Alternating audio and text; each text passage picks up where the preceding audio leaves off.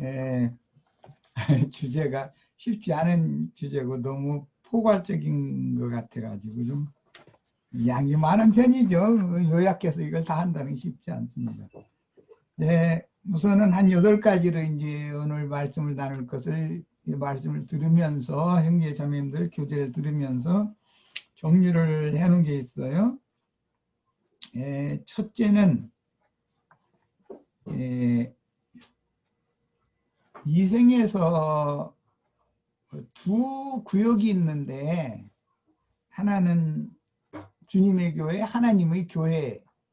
이제 이건 하나님께서 주님과 주님을 따르는 사자들, 지자들을 위해서 준비해 놓으신 이생의 낙원입니다.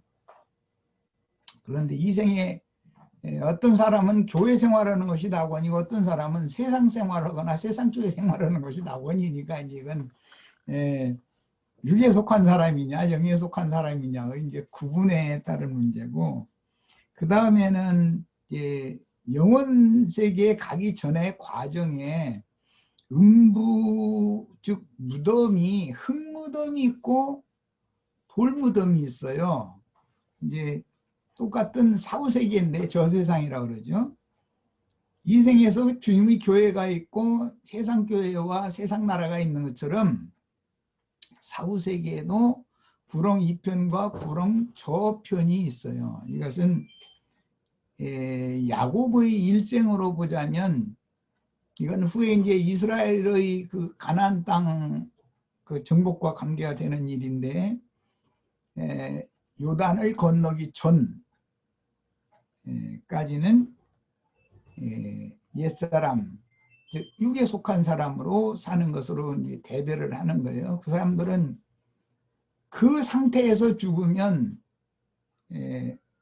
구름 건너에 장사되지가 못하는 거예요. 안식의 처소에 들어가지가 못하는 거예요. 그러니까 세상 염려, 근심, 걱정 이런 걸 그대로 끌어안고 사후세계로 가는 거예요. 그래서 부자는 이 세상에서는 자기 좋은 것을 받아서 누렸지만 사후세계, 이생 넘어 저세상, 저생에 가가지고는 여기서 너는 고민을 받는 것이 마땅하다, 이런 판결을 받았던 걸 생각하셔야 돼요. 그런데 거지 나사로는 이 생에 살아있는 동안은 고난을 받았으므로, 고난은 거기에서 고난을 받았으므로 여기에서는 위로를 받는 것이 마땅하다, 이렇게 결정을 해 주셨어요. 그러니까 이 생에서의 낙을 누리는 것은 사후세계에 가서는 고민거리를 안고 죽게 된다라는 걸 알 수 있는 것이고, 이 생의 고민거리 때문에 애굽을 새풀무라고 표현을 해요. 낙원이라고 하지를 않고. 그런데 어떤 사람들은 애굽이 낙원이죠. 이제 이거는 그의 심령과 정신세계가 어디에 있느냐의 문제예요. 요단을 건너간 사람이냐, 요단 2편에 있는 사람이냐, 즉 영적 할례를 받은 사람이냐, 여전히 할례를 받지 않은 육에 속한 사람이냐의 차이예요. 이것이 이 생의 일이 사후세계로 그대로 연장된다는 걸 보여주는 것이고, 그 다음에 사후세계에서도 오는 부활이 예정이 되어 있기 때문에 오는 부활 때 구름 너머에 있는 자들이라 할지라도 예수 그리스도의 그 부활, 첫째 부활에 참여하는 자들은 신부성 또는 아내성이라고 하는 위에 있는 예루살렘에 데려감을 받았다가 주와 함께 새하늘과 새 땅에 인마진 12지파의 신앙 회복을 통해서 새 세상에 세워지게 되는 어린 양의 장막에 함께 와서 그 장막을 지켜주는 거예요. 이제 보호를 한다라는 의미인데, 이것은 요한복음 1장에 보면 말씀이 육신이 되어 우리 가운데 거하심에 이렇게 표현을 했는데, 그 거주, 거한다라는 것이 이제 거기에서 구약 성경의 그 초막절 이제 절기가 그 거처라는 뜻에서부터 나온 건데, 주님이 입맞은 사람들, 구속받은 사람들의 속 사람들의 영원한 거처는 주님이란 말이에요. 예, 그런 개념이에요. 예, 셈족들은 대대로 여호와 하나님 자신이 자신들의 영원한 거처라고 믿었어요. 이것이 굉장히 중요한 믿음이에요. 우리 영원한 거처는 예수 그리스도 자신이다라고 믿는 거, 이제 우리 신약 백성들이 그걸 믿어야 되는 것에 대한 예표였던 것이죠. 구약 백성들이 여호와 하나님이 이스라엘의 거처다라고 믿었던 것은, 예, 제일 중요한 것은 그 문제예요. 그래서 첫 아담 안에 거하는 자가 있고, 둘째 아담이며 마지막 아담이신 그리스도 예수 안에 거하는 자들이 있어요. 그래서 예수님이 이 땅에 오셨을 때 말씀을 하시기를, 아버지께로부터 와서 내가 아버지께로 돌아간다, 그렇게 표현을 하신 다음에, 내가 아버지 안에, 아버지는 내 안에, 그 다음에 그 영으로 다시 오신 주님인 내가 너희 안에, 너희가 내 안에, 이렇게 상호 안에 거처를 정하는 이야기를 굉장히 강조해서 말씀하셨어요. 이것은 성경을 이해하는 사람이라면, 셈족의 신앙, 그들이 정신세계를 이해하는 사람이라면 다 암기해둬야 되는 그런 용어들이에요. 그래서 우리는 주 안에 거하는 자가 돼야지 마귀 안에 거하는 자가 되면 안 되는 것이죠. 마귀 안에 거한다는 것은 마귀 밥이 되어진 첫 아담 안에 거하는 거예요. 첫 아담 안에 거하던 사람은 930년이 지나면 그 근본된 토지, 즉 티끌이라는 용어인데, 티끌로 다시 돌아가게 마련이에요. 그 흙무덤에 가는 거예요. 사후세계에 갈 때도. 이 생에 살아있는 동안에 땅의 일, 흙리기기와 뭐 흙벽돌 만들어서 집 쌓기와 이런 걸 그냥 수고를 하는 거예요. 그러다가 결과적으로는 이 흙집 첫장막이 무너지면 티끌로 돌아가면 그 티끌을 뱀이 먹는단 말이에요. 뱀은 종신토록 흙을 먹을지라 그랬는데, 시편에 보면 뱀은 종신토록 티끌을 핥더라 이렇게 돼 있어요. 그 같은 뜻이에요. 그러니까 양쪽에서 누구의 먹이가 될 거냐, 사람이라는 것이. 그리스도 예수 하나님께로 돌아갈 거냐, 아니면 마귀의 세계로 돌아갈 거냐, 이것이 그렇게 중요한데, 많은 이제 불신세계 사람들이나 세속적인 관념, 즉 영적 할례를 받지 못하고 구름 이편에서 헤매다가 죽는 사람, 그런 신앙인들의 관념은 이 생에 살아서 예수를 믿으면 복받아서, 즉 말하자면 이 애굽이라는 데가 축복받는 장소지 슬픔 애굽이 아닌 거예요. 그렇게 살던 사람들은 사후세계에는 구름 건너기 전의 구름 이편에서 불꽃 가운데서 고민하는 구역에 들어가게 된다는 거예요. 그 연장이 마귀와 그 사자들을 위하여 하나님이 준비해 놓으신 꺼지지 않는 불, 계시록은 이제 불못이다 그랬어요. 그러니까 이 생에서 세상 교회 생활이나 세상 생활을 하던 사람은 사후세계에 가서도 고민거리를 그대로 안고 가는 거예요. 이 세상에서 땅의 일을 구하고 땅을 파기 위해서 무슨 뭐 벽돌, 흙벽돌을 만들어서 뭘 성을 쌓는다, 이런 표현을 출애굽기는 이렇게 표현을 했는데, 그게 육신적인 어떤 성공을 위해서 수고하고, 그 다음에 육신의 일을 위한 어떤 축성을 한다고 하면 자기 자신을 그렇게 세우는 걸 의미한단 말이에요. 그래서 그런 것을 인생의 목적으로 살던 사람은 자기가 세상에서 얻고자 하는 것을 가령 다 얻었으면은 그 영혼에 참다운 안식 쉼이 오느냐, 그게 아니에요. 허무가 오는 거예요.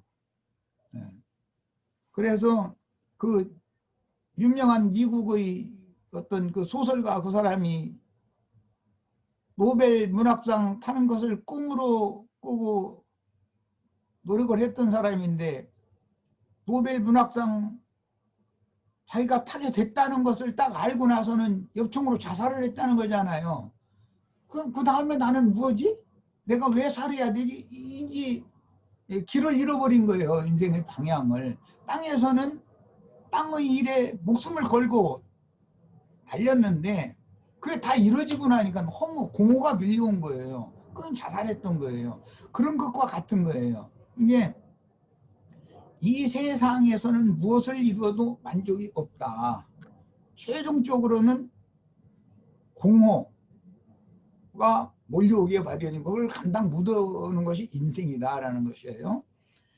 그 다음에 두 번째는 이제 성경에는 곳간이라는 용어가 나오는데 이게 두 곳간이 있어요.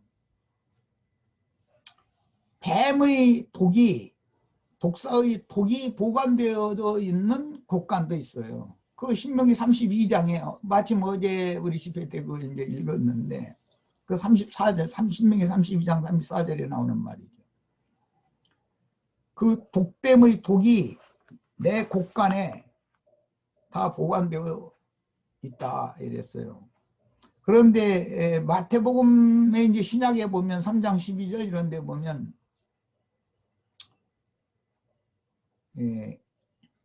유대 교인들은 풀무에 던질 것이지만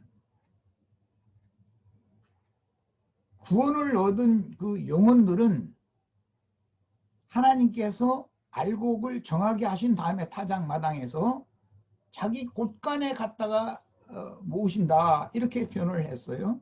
그리고 마태복음 또 13장 30절에도 앞에는 침례 사역자였던 요한이 한 말이고 지금 마태복음 13장 30절에 하시는 말씀은 예수님이 직접 하시는 말씀이에요. 가라지와 알곡을 대비해서 말씀을 하실 때 알곡은 뭐야 내 곳간에 넣어라 하리라 추수꾼들을 보내가지고 가라지 추수꾼도 보냄을 받을 것이고 곡식 추수꾼도 보냄을 받는다라는 말씀을 하셨어요. 그런데 곡식은 알곡은 모아서 주님의 곳간에 넣도록 한다 그랬어요. 이 곳간이라는 그 용어의 개념이 이제 셈족은 사후 세계에 하나님 품에 들어가면 하나님의 곳간에 들어간다고 믿는 거였었기 때문에 그것이 셈족의 개념으로는 하나님의 낙원이에요. 그게 하나님의 낙원에 그 영혼이 들어가는 것은 추수된 영혼이 곳간에 저장되는 거였었어요. 그것이 셈족의 믿음이에요. 그들의 이제 정신세계죠.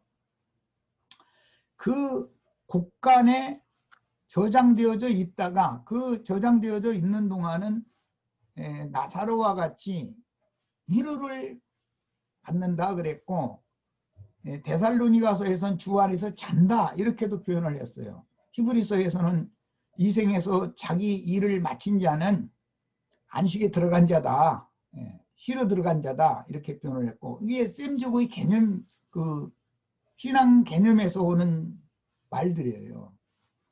그러니까 나사로는 오히려 이 생에서는 고난을 받았지만 사후 세계에 가서는 쉼에 들어간 거예요. 그 쉼을 주로 예수님이 오셨던 거예요. 수고하고 무거운 짐진 자들아 다 내게로 와라 내가 너희를 편안히 쉬게 해주겠다 이 말씀을 하신 그 쉼이라는 것이 그 안식이라는 이제 안식일 교인들은 이제 그 단어를 굉장히 많이 깊이 추구해 가지고 설명해 놓는 것들이 있는데 그 안식이라는 말은 단순히 육신의 몸이 뭐 어떤 일을 하지 않고 쉬고 그런 개념이 아니에요. 첫째는 극치의 기쁨을 누리다 그런 뜻이에요. 이것은 어른들이 부부가 생명연합을 맺었을 때 이 생에서는 그걸 맛만 보게 하는 거예요. 짧은 순간이죠. 이 생의 일이니까. 그런데 그거에 영원토록 이어지는 그런 개념이에요. 안식이라는 그 단어 속에는 여러 가지의 의미가 있어요. 그 다음에는 참 기쁨이라는 의미가 있고, 만족하다. 더 이상은 말할 것이 없다. 뭐 속세의 말로는 뭐 소원, 더 이상은 내 소원도 없다. 이제 이런 말 하는데, 그런 정신세계의 상태를 말할 때 안식이라고 그러는 거예요. 기쁨과 그 다음에 만족 두 가지를 포함하는 용어예요. 그 이제 안식일교인들이 그런 용어 해석을 아주 잘 해놓고 있죠. 이게 안식이라는 개념을 잘, 셈적의 개념으로 정리를 잘 하시기를 바라요. 기쁨과 만족이에요. 요약해서 말씀드리자면. 그 다음에 짐승인과는 밤낮 쉼이 없는 처소에 들어가는 거예요. 계시록 14장에 나오는 말인데, 이게 9절로 13절에 나오는 말이에요. 짐승의 이름이나 그 이름의 표시를 이마에나 손에 받는 자는 밤낮 쉼이 없는 처소에 던져지는 거예요. 그것이 심판이에요. 왜 그럼 쉼이 없는가? 밤이고 낮이고 계속 쉼이 없다는 말은 염려, 근심, 고통, 이 생에서의 그 육적인 야망, 욕심, 욕망 이런 것들을 그대로 끌어안고서 사후세계로 갔기 때문에 낮밤 없이 계속 고민만 한다는 거예요. 그것이 영원한 심판인 거죠. 그 다음에 안식에 대비되는 용어라고 하는 것이 밤낮 쉼이 없다라고 표현을 했다라는 거예요. 이게 안식과 밤낮으로 쉼이 없는 것을 잘 구분을 하시면 돼요. 그 다음에 주님의 교회는 사탄의 권좌가 있는 마귀의 교회, 이제 마귀의 세상이죠. 마귀 나라와 하나님 나라가 대비돼요. 주님의 교회와 세상 교회는 대비가 돼요. 세상 교회는 요즘 마침 버가모 교회의 말씀을 나눴는데 사탄의 권좌가 있는 것이란 말이에요. 사탄이 버가모 교회에 거한다 이거예요. 사탄 안에 거하는 거예요. 그러니까 주님이 우리 안에 거하시면 우리는 주 안에 거하는 것이니까 이 이제 대비되는 용법에 대해서 이해가 있으셔야 돼요. 그러니까 세상 교계와 불신 세계라고 하는 것은 사탄의 다스림을 피할 수가 없는 거죠. 사탄은 사탕발림처럼 땅에 속한 것을 자꾸 추구하게 만들고, 사실은 자기가 목표 삼았던 것이 이루어지고 나면은 공허감을 어마어마하게 막 바람 불듯이 넣어주어 버린다는 거예요. 그럼 사람이 경질수가 없게 만드는 것이죠. 세상에서 그게 이제 신경정신과에 가면은 공황장애라는 말이 나오죠. 공황장애. 말 들어보셨을 거예요. 그건 하나의 정신병이거든요. 줏대없는 삶을 사는 거, 아무 생각도 안 나고 멍하니 멍청해지는 것이죠. 넋 잃은 사람처럼 그렇게 되죠. 그 다음에 오늘 마침 창세기 49장 33절의 용어에 이번 개역성경 번역에서는 백성이라고 번역을 했고, 지난번 개역 한글 번역에서는 열조라고 번역을 했는데 두 단어가 다 맞아요. 아까 홍영재님 설명을 잘 했어요. 그것은 이스라엘이 자기 백성에게 돌아갔다는 것은 후손에게 돌아간 것이라는 개념일 것이고, 이스라엘이 그 열조에게로 돌아갔다라는 말은 윗대손에게로 갔다는 말이란 말이에요. 그래서 이것은 예수님이 표현할 때 내가 아버지 안에, 아버지께서 내 안에, 그 다음에 내가 너희 안에, 너희가 내 안에 라고 하는 개념을 잘 이해하시면 양면이 있다라는 거, 이것을 쉽게 이해할 수 있어요. 그 다음에 이제 값을 주고 꼭 사야 되는가라는 문제예요. 막벨라 밭을 해쪽 속은 그 당신과 우리 사이에 무슨 교계가 필요하겠느냐고 그냥 땅 빌려줄 거니까 당신의 아내 그 사라를 장사할 터를 줄 테니까 그냥 장사하라고. 그러니까 아니라고 정정당당하게 그 땅값을 지불을 하고 샀어요. 그게 겉으로는 밭이고 그 속에는 바위 무덤이 있는 땅에 썼어요. 마침. 그러니까 밭과 땅이 겹쳐 있는 거예요. 그래서 막벨라라고 그런 거예요. 밭이라는 것은 이 생의 교회를 말하는 거예요. 굴이라는 것은 저생의 안식처를 말하는 거예요. 예, 이게 겹치기 때문에 막벨라라고 그래요. 이중, 두 겹 그런 뜻이에요. 그럼 아브라함이 이렇게 밭과 밭에 포함된 굴을 값주고 샀던 일은 먼 후에 이제 다윗이 아라우나라고 하는 사람의 타작 마당을 왕께서 그 필요하시다면 그냥 쓰셔도 된다고. 그런데 아니다. 난 반드시 값주고 사서 쓰겠다 해가지고 아라우나의 타작마당을 값주고 사가지고 그곳에서 제단을 쌓았어요. 그 제단터가 나중에 솔로몬의 성전 제단터가 되는 거예요. 성전터가 되는 거예요. 이것을 연계해서 생각을 하셔야 됩니다. 그러니까 값을 주고 샀다라는 것은 피값으로 형제 자매님들의 신앙 양심과 마음을 값주고 사는 것을 상징하기 때문에 이걸 이제 구속이라 그래요. 반드시 값을 주고 산 밭이야 되는 거예요. 그냥 쓰라고 그러면은 세상 사람은 좋아하겠지만 값 없이 쓰면 안 되는 거단 말이에요. 구속이 없이 교회 생활을 하면 안 되는 거죠. 그럼 가라지가 되는 거니까. 그 다음에 성전터가 된다라고 하는 것은 예수님이 골고다 언덕에서 죽임당하시고 그 언덕에 있는 바위에 판 무덤에 장사를 지냈어요. 이게 거기에서 또 부활했어요.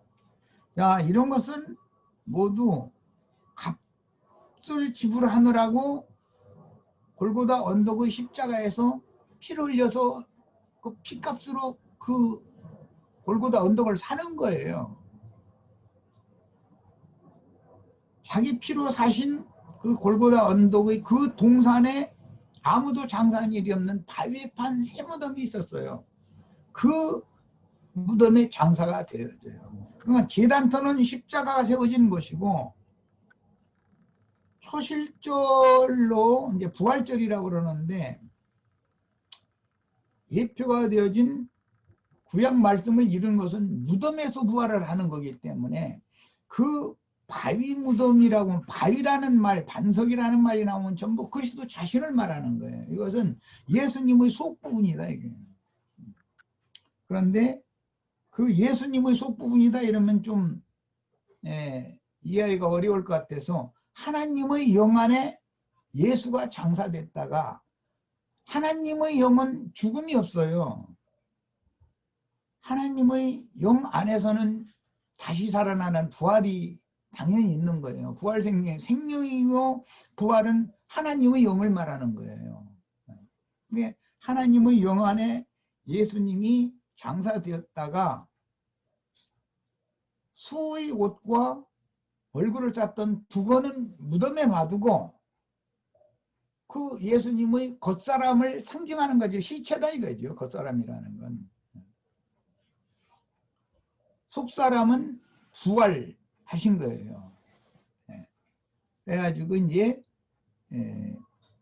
40일 후에 이제 승천을 하시는데 40일 후에 승천을 하시는 날짜를 계산을 하면은 그 승천하시던 날이 구약 성경에서는 부활하시던 날도 안식 후 첫날인 큰 안식의 날이요. 제8일 큰 날이에요. 그런데 40일이 지난 후에 감람산에서 이제 승천을 하신 날짜를 계산을 하면은 그것이 구약 성경의 초막절이 7일 동안 절기를 지켜야 되니까 그 다음에 초막절이 지난 첫날이 제8일인데 그게 안식 후 첫날이라는 말이다. 부활의 날인 거예요.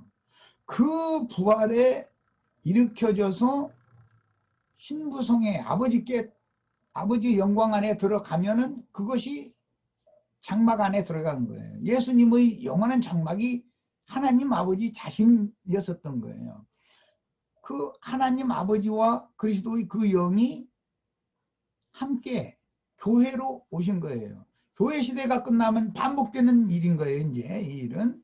그래서 실제 장막이라는 건 이 생에 육신을 입고 살고 있는 성도들이 거듭났을 때는 초막이라고 그래요. 그러나 몸의 구속을 받으면 장막절이 실현이 되는 거예요. 네, 이런 것을 연결해서 생각을 하시기를 바라고, 그 다음에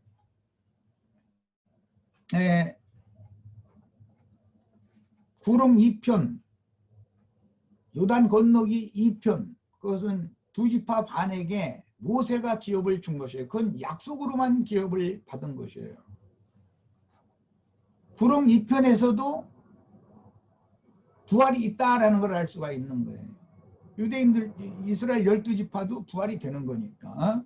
오는 1000년 동안의 왕국에. 그런데 그들은 땅의 유업을, 새 땅의 유업을 받는 것이 차이가 있는 것이고, 구름 건너간 사람들은, 요단 건너간 사람들은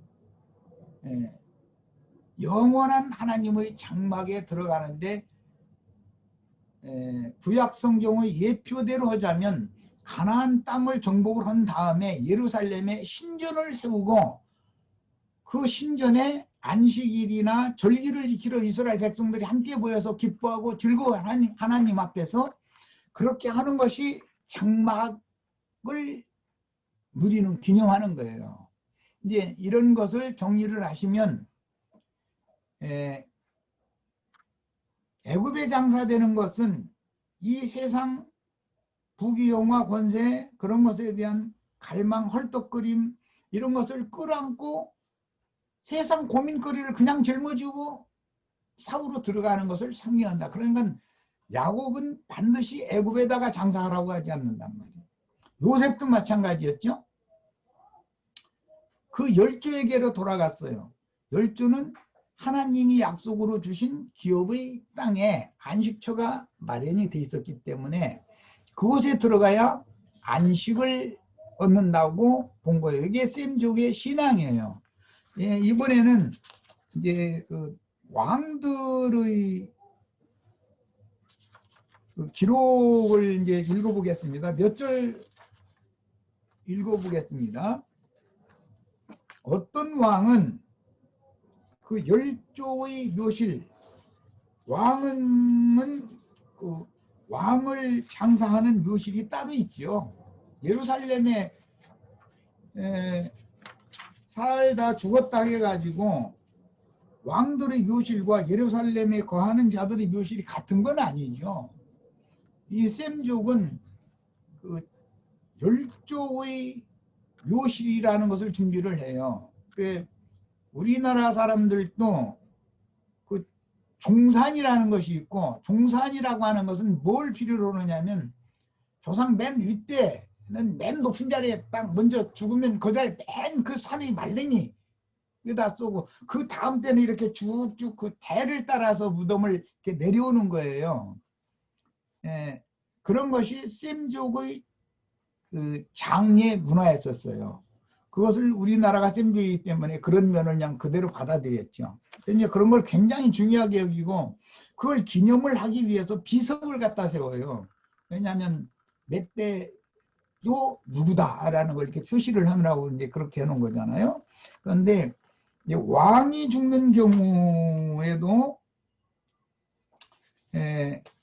왕의 묘실에 이제 들어가야 되는데, 보면은 우선 뭐 몇 구절만 소개하겠습니다. 이게 요시야 왕에 대한 이제 소개가 먼저 나오는데, 열왕기하 22장 20절, 그러므로 내가 너로라는 것은 여호와 하나님께서 요시야로 하여금, 그 말이요, 너의 10조에게로 돌아가서, 그랬으니까 요시야 왕의 조상, 왕이었던 다윗, 솔로몬, 르호보암, 아사 등으로 쭉 이어져 내려오겠죠. 그 열조의 묘실로 들어가는 얘기를 하는 거예요. 노로. 이 요시아는 무기토산 골짜기에서 갑작스럽게 전사당했잖아요. 그렇지만 그를 예루살렘으로 메고 와가지고 그를 장사할 때는 열조의 묘실에다 갖다 묻는 얘기를 한 거예요. 평안히 묘실로 들어가게 하리니 너로 너 열조에게 돌아가서 평안히 묘실로 들어가게 하리니 이렇게 표현을 했어요. 그 다음에 유다의 왕족이었던 이제 그 느헤미야 총독 이야기가 나오는데 그 파사왕 때죠. 아닥사스다 왕 때 느헤미야가 네 얼굴에 왜 수심이 가득하냐라고 페르시아 왕이 물어보니까 유다 왕족이었던 나중에 이제 유다도의 총독으로 보냄을 받게 된 사람이에요. 느헤미야가 왕께 대답하되 왕은 만세수를 하옵소서 나의 열조의 묘실이 있는 성읍이 이제까지 황무하고 성문이 소화되었으니 내가 어찌 얼굴에 수색이 없으리까 그랬어요. 이게 열조의 묘실을 그렇게 중요하게 여기는 것이 셈족의 문화다 이 말이에요. 네. 그러니까는 그 말을 듣고 이방 왕임에도 불구하고 그래 그러면 내가 너를 유다도의 총독으로 임명을 할 테니까 유다도에 들어가서 예루살렘 성과 네 열조의 묘실이 회파당했다는데 그걸 다 복구를 해라. 이 허락을 받고 돌아오는 얘기가 나오잖아요. 이마만큼 셈족은 그 열조에게로 돌아가는 것을 굉장히 중요하게 여겼고 열조에게로 돌아간다는 뜻은 열조와 함께 장사된다는 뜻이었어요. 그것은 가끔 내가 그 얘기하는데 그 아부 조상이라는 말은 후손도 되기 때문에 양면이 있어요. 양면이 있는데 사람이 죽으면 남자가 죽으면 그 부모의 품에 돌아간다. 아버지께로 가는 것이고 여자가 죽으면 남편에게로 돌아가는다고 믿는 거예요. 그 셈족은 그렇게 믿어요. 그래서 셈족은 어머니가 나중에 이제 돌아가셨다. 아버지가 먼저 돌아가셔서 무덤을 이제 자기 열조의 묘실 어느 자리에 잡아서 무덤을 만들었으면은 대부분 어머니 무덤은 그 옆에 해드리거나 아니면은 합장을 하거나 한 무덤에다가 이게 공분 하나 만들고 관만 두 개를 따로 이렇게 넣어놓고 이런 식으로 남편에게로 돌려보내는 게 셈족의 문화예요. 이런 것이 이스라엘의 정신세계고 오늘 우리의 신앙이다. 이것은 모든 믿는 이들은 참 남편이신 그리스도 안에 함께 합장되어져야 된다는 거예요. 이 생에 살아있는 동안도 남편과 함께 사는 거예요. 이 생애가 닿을 때까지는. 주님은 교회와 함께 계셔요. 교회는 반드시 주 안에 거해야 되는 거예요. 사후에도 참 남편이신 주의 품 안으로 돌아가야 되는 거예요. 거기서나 부활이 있기 때문에 그런 거예요. 영원한 세계를 여기까지서 마치겠습니다. 네, 형님 수고하셨습니다. 제가 제 자리에서 이탈해서 다른 자리에 와가지고 이렇게 하는 게 제 노트북에 좀 문제가 생겼어요. 오늘 그 방송은 일단 정상적으로 이루어졌는데 이제 녹화 여부가 잘 됐으면 하는 바람을 가지고 있고요. 제가 이제 마무리로 이제 이렇게 말씀드린다면 열왕기 13장에 보면 베델을 책망하기 위해서 젊은 선지자를 이렇게 파송을 하는데 그 당시에 베델에는 늙은 선지자가 이제 활동을 하고 있었죠.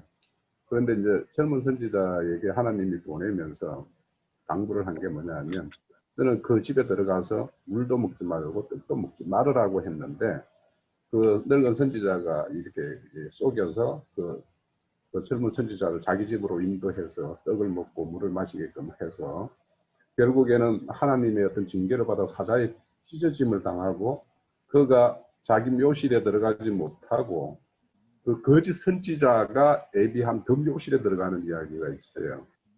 그러면 우리도 이 시대에 이런 어떤 불의한 시대에 하나님의 어떤 말씀을 받아서 파송받은 어떤 젊은 선지자의 한 면을 가지고 있죠. 그러면 우리가 이제 남은 이 말씀을 가졌고 진리를 알고 이런 우리의 어떤 파송받은 어떤 그런 선지자 입장에서 우리가 남은 어떤 일을 어떻게 실행을 하고, 그래서 젊은 선지자의 그런 어떤 비참한 길가에 그냥 그 사자에 찢어져서 버림이 당하는 이는 것이 아니라 하나님이 예비하신 그 마지막 묘실에 거기에 우리가 이렇게 그들과 함께 합장될 수 있는 이런 믿음으로 이렇게 나아가는 것을 좀 신경해야 될 것 같습니다. 자, 오늘의 이 집회 시간은 이 정도로 마치고 제가 빨리 뭔가 이게 잘 돼서 이렇게 영상을 올릴 수 있었으면 좋겠습니다만 약간 걱정이 됩니다. 다음 주에는 제가 아무 탈 없이 이렇게 할 수 있도록 그렇게 준비하도록 하겠습니다. 오늘 좀 수고하셨고요. 제가 지금 이렇게 정상적으로 한 10초만 나한테 시간이 있어요. 네네네네 할 수 네. 지금 아주 좋은 열왕기상 그 13장 얘기를 우리 홍영재님이 참 인용을 잘했어요. 네, 세상 쪽의 생활을 하다가 죽으면 거짓 선지자의 묘실로 들어가는 거예요. 거기는 마귀와 그 사자들을 위하여 준비해놓은 영영한 불못이라고 그랬어요. 이걸 잘 생각하셔야 돼요. 성경을 읽으실 때는. 그 다음에 하나님의 종 선지자들은 기독교계가 말하는 휴거라고 그러는데 승천, 이것은 육신이 화형을 당했지만 그 영혼은 하늘에 계신 하나님께로 데려감을 받았다는 뜻이에요. 하나님 안에 돌아가는 거예요. 그래서 위로부터 온 영혼은 위로 올라가는 것이고, 아래 땅에서 온 그 육체는 아래로 내려가는 것이 하나님의 정하심이에요. 이거에 대해서 깊은 인상을 받으시기 바랍니다. 네, 오늘은 이걸로 마치겠습니다. 우리 형제자매도 오후 시간 이렇게 여유 있는 시간 가지시고 수고하셨습니다. 예, 예.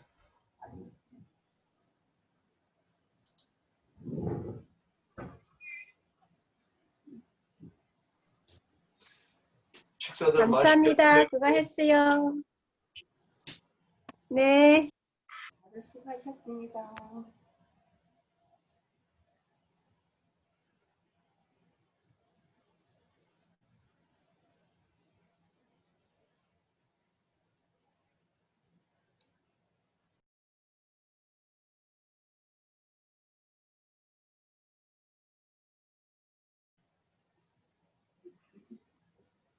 일단 해줬고요.